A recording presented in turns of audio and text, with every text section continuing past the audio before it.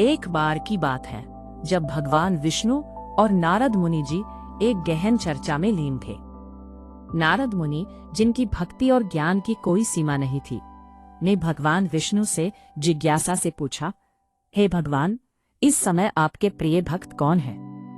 विष्णु जी अपनी दिव्य मुस्कान के साथ तुरंत समझ गए कि नारद मुनि अपनी अहमियत जानना चाहते हैं। उन्होंने हल्की सी मुस्कान के साथ कहा, मेरा सबसे प्रिय भक्त वो साधारण किसान है जो उस दूर गांव में रहते हैं। यह सुनकर नारद मुनि थोड़े निराश हुए। उन्हें यकीन नहीं हुआ कि एक साधारण किसान उनकी भक्ति के स्तर से मुकाबला कर सकता है। उन्होंने भगवान से फिर पूछा, हे भगवान, मैं तो आपके बड़े भक्त हूं, तो फिर वो किसान कैसे? विष्णु जी ने मुस्कुराते हुए कहा, इसका जवाब तुम खुद ही जान जाओगे। जाओ, एक दिन उस किसान के घर रहो और फिर सब बताना। सुबह की पहली किरण के साथ नारद मुनि किसान के घर पहुंचे। उन्होंने देखा कि किसान सूर्योदय से पहले ही जाग चुका है।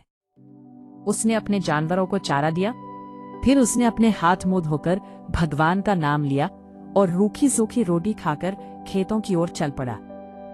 नारद मुनि ने किसान की कड़ी मेहनत को देखा, कैसे वो दिन भर खेतों में काम करता रहा। जब शाम को किसान वापस आया तो उसने अपने जानवरों को फिर से चारा दिया, हाथ मुंह धोकर भगवान का नाम लिया और अपने परिवार के साथ बैठकर खाना खाया। नारद मुनि ने यह सब देखा और भगवान विष्णु के पास वापस गए। उन्होंने भगवान से कहा, भगवान, मैंने आज पूरा दिन उस किसान के साथ बिताया, लेकिन वो तो ठीक से आपका नाम भी नहीं ले सका। वो सुबह और शाम को जल्दी जल्दी आपका ध्यान करता है, जबकि मैं तो 24 घंटे आपका नाम जपता हूँ। क्या तब भी वो गरीब किसान आपका सबसे प्रिय भक्त है? भगवान विष्णु ने नारद की बात सुनकर कहा, इसका जवाब भी तुम खुद ही देना।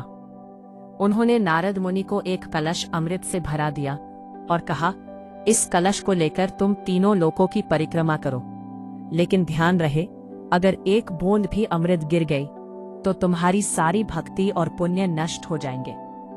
नारद मुनि ने उत्साह से अमृत लेकर परिक्रमा की।